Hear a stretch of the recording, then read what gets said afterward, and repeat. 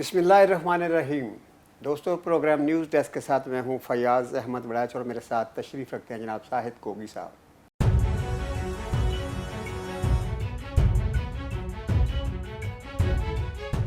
जी कोगी साहब, मरीम नवाज़ का कहना है कि जब पेट्रोल की कीमत में 1 रुपया इजाफा होता है तो वो उनका दिल जो है बिल्कुल पसीज जाता है और उनको रात को नींद नहीं आती। इवन शहबाज शरीफ साहब भी दिल की जो होती है ना एक तड़प, उसमें चले जाते हैं। और लंदन में मियाँ नवाज शरीफ जो हैं उनका भी जो आर्ज़ा कल्ब की बीमारी है उसमें भी इजाफा हो जाता है। तो अगर आप समझते हैं कि 1 रुपया लीटर महंगा होने से उनको दिल की तकलीफ़ होती है और अगर 30 रुपये महंगा हो जाए तो फिर तो उनको कार्डियोलॉजी में होना चाहिए सबको। कोगी साहब, मुझे ये बताएं कि जो हमारे लीडर हैं ये सारी चीज़ें मसनूई करते हैं, हालांकि आप जानते हैं कि ये सारा जो इम्पेक्ट है ये आम बंदे पे पड़ता है, दिहाड़ीदार तबके पे पड़ता है, मज़दूर पे पड़ता है और ख़ास तौर पर जो कम तनख्वाह वाला तबका है बोझ तो सारा उस पर जाता है। एक्चुअली सियासतदानों को तो सिर्फ इतनी तकलीफ़ होती है कि शायद उनके वोटर्स कम ना हो जाए, लेकिन वोट कम नहीं होते। ये अवाम जो है ये ट्रेन हो चुकी है, ठीक है ना। इनसे ये हमेशा कुर्बानियाँ मांगता है। ये फिर भी मियाँ नवाज शरीफ के, मियाँ शहबाज शरीफ के और मियाँ के नारे बजाएंगे, वो सारे उसी तरह लगाएंगे और उनको फूल और पत्तियाँ फेंकेंगे, चाहे उन पर कितना भी बोझ ये ला दे। जब ज़रूरत पड़ी मुल्क को, अवाम ही सामने आए हैं, अवाम ने कुर्बानी दी है। मुझे आप एक आध लीडर के सिवा बताएं तो सही किसने कुर्बानियाँ दी हैं कौम के लिए। आज ये कह रहे हैं जी कि एक हम फिर 30 रुपये बढ़ा देंगे, 30 रुपये अभी लीटर पेट्रोल पे बढ़ा है, 30 रुपये का मजीद हम सुन रहे हैं। तो जी अवाम कुर्बानी दे, मुल्क नाजुक दौर से गुजर रहा है, अवाम कुर्बानी दें। क्यों दें जी अवाम कुर्बानियाँ? आप क्यों नहीं देंगे कुर्बानी? इस वक्त याद रखिए ये 1980 नहीं है, ये 2022 है। इस वक्त कुर्बानी अब लीडरों की से शुरू होनी है, कुर्बानी और हर तरह की कुर्बानी होनी है, याद रखिए। आप मुझे एक बात बताइए, अब तेल पेट्रोल जो है 180 रुपये लीटर मिल रहा है आपको पेट्रोल। आप बताएं कि इस वक्त पाकिस्तान में कितने लोग हैं जिनको फ्री पेट्रोल की सहूलत मुयसर की हुई है। आप देखिए, अगर आप अंदाजा लगाएं ग्रेड 17 से लेके आप ज़रा ऊपर तक चले जाएं, उनमें लड़काने पार्लियामेंट भी आ जाएंगे, उसमें हमारे मिनिस्टर आ जाते हैं, उसमें हमारे और भी महकमे आ जाते हैं जिनका नाम लेते हुए मेरी जुबान साथ नहीं दे रही। आप समझ तो गए होंगे, हज़ारों लाखों लीटर नाम तेल ले सकते हैं। नहीं, आपको पता है आप मेरे मुंह से क्यों जो लोग बेनिफिट ले रहे हैं अवाम को पता चलना चाहिए। आप पता, अवाम को भी पता कि इनके पास कितनी है। अब आपको छोटा सा मैं आदाद शुमार बता देता हूँ। पाकिस्तान में एक मुहतात अंदाजे के मुताबिक 20,000 से जायद बंदे हैं जो मुफ्त पेट्रोल लेते हैं और उनका एवरेज 400 जो लीटर है वो महाना है उनकी एवरेज। आप जरा कैलकुलेट तो करें, 400 लीटर कहाँ 180 से ज़रूर देकर देखें, लाखों रुपए में बनते हैं। और ये अगर महीने पे आप आ जाएं तो ये आपका ये करोड़ों अरबों रुपए में बन जाएंगे आपकी कीमत। और यहाँ आप फ्री दे रहे हैं उनको। क्या काम कर रहे हैं वो मुझे बताइए। एक कांस्टेबल, एक जूनियर क्लर्क जिनकी तनख्वाहें 30 से 35,000 रुपए से शुरू होती हैं, वो उनके 2 माँ बाप होंगे, 2 बच्चे लगा लें, उनका किराए का घर, यार वो अपनी जेब से पेट्रोल डलवा रहा है। उसके लिए वो है कि वो अपनी जेब से पेट्रोल डलवाए। और बाकी जो है करोड़ों रुपए के जो घरों में रहते हैं, वो 4-4 कनाल के घर हैं, उनके गाड़ियां 2-2 गाड़ियां उनको सरकार ने दी हुई हैं, पेट्रोल है उनका फ्री है, उनको बिजली फ्री है, उनको गैस पानी फ्री है, खान सामा उनको मिला हुआ है, टेलीफोन का बिल उनको आप दे रहे हैं। वो उनका खर्च कहाँ होता है? वो पेट्रोल तो उनको कह दें खुदा के लिए पेट्रोल ही अपना डलवा लें यार, बाकी चीजें छोड़ दें आप। और क्या इस पे IMF ने मना किया हुआ है? क्यों नहीं आप कानून तब्दील कर लेते? ये लल्ले तलल्ले खत्म करेंगे तो पाकिस्तान रहेगा। और बात बताऊं, वो जो 2-2 सरकारी गाड़ियां हैं ना, जरा उनका काम भी सुन लें। अब आप जाएं किसी वीकेंड पे, मैं आपसे बात कर रहा हूं, लोगों को लिए ये चैलेंज है मेरा। आप देखिए, जाइए आप किसी तफरीही मुकाम पे, किसी मरी में चले जाएं या आप गिलगित बल्तिस्तान जाएं, वीकेंड पे चले जाएं, देखिए सरकारी नंबर प्लेट वाली कितनी गाड़ियां, वो क्या कर रही हैं वहां पे, कौन सी वो ड्यूटी दे रही हैं। आप इसके अलावा भी आप छोड़ें, आप लाहौर में आ जाएं, आप किसी अच्छे कॉलेज के बाहर खड़े हो जाएं, आप उनके बच्चों को लाने के लिए देखें कौन कौन सी गाड़ी आ रही है, किस की आ रही है, उसकी नंबर प्लेट पे क्या क्या लिखा हुआ है, आपकी आंखें खुल जाएंगी। क्या इसके लिए आप उनको गाड़ियां देते हैं? वो खुदा को माने, इस पाकिस्तान को बचाना है ना, तो आपको अब कानून साजी इस तरह की करनी पड़ेगी।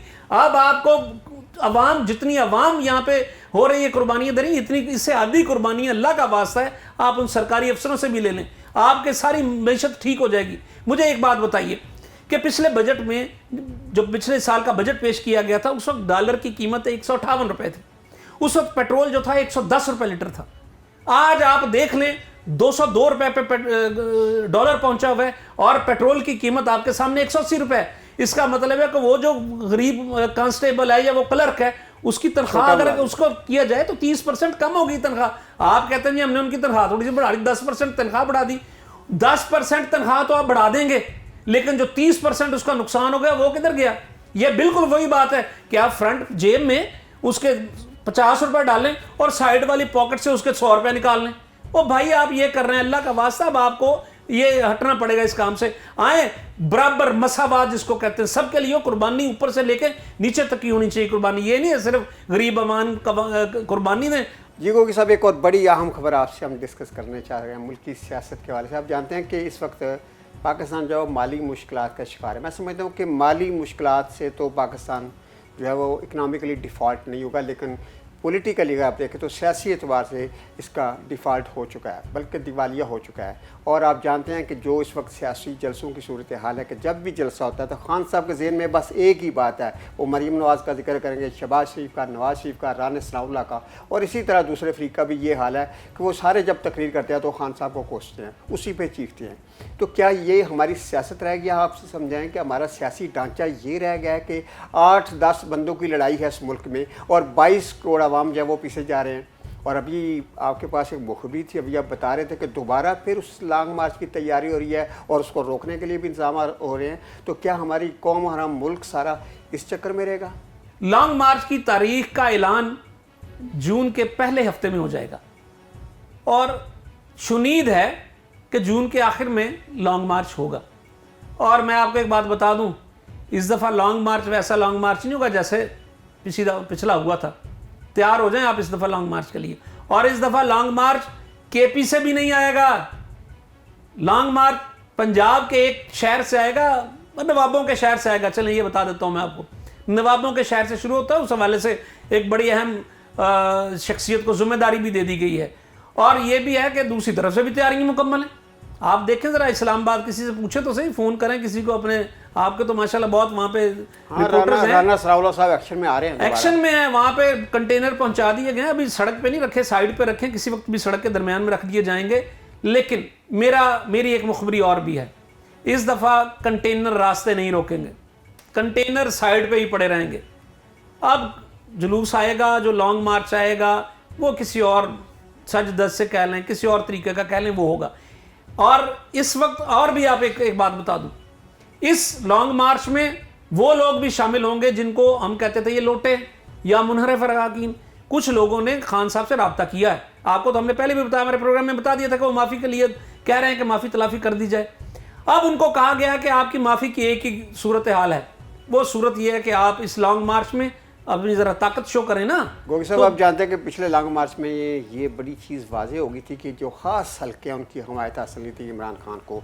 आपकी ये बातों से लग रहा है कि जो इस दफ़ा नया लॉन्ग मार्च होने को जा रहा है, जो नई तारीख दी जा रही है और जो आप एक दे रहे हैं डेट भी, तो क्या समझते हैं कि इस वक्त जो सियासी और इस वक्त जो ख़ास हल्के हैं दूसरे, उनकी मदद भी हासिल हो रही है खान साहब को? देखिए एक बात तो क्लियर है, न्यूट्रल है, वो नहीं है। अब अगर हुकूमत उनको कहती है ना कि आप आए हमारी मदद करें, वो कानून के दायरे में रहते हो उतनी तो मदद कर सकते हैं जो आइन कानून कहता है। लेकिन अगर कोई उनसे एक्स्ट्रा की उम्मीद ना रखे, अब वो नहीं बाहर आएंगे उस तरह कानून से बाहर, वो बिल्कुल नहीं करेंगे। उन्होंने साफ कह दिया कि जी हम यहाँ तक रहेंगे जो हमारा काम है, जितना हमें आइन इजाज़त देता है, इससे आगे आप जाने, ये सियासी काम है, आप इनसे निपटें। आप किस लिए आए हैं? आपको हम हुकूमत क्यों, आप अदम एतमाद आपकी क्यों कामयाब हुई, क्यों आप आए? अगर आपने हमारी ही मदद लेना थी तो हम किसी और तरीके से भी ये हुकूमत कर सकते थे।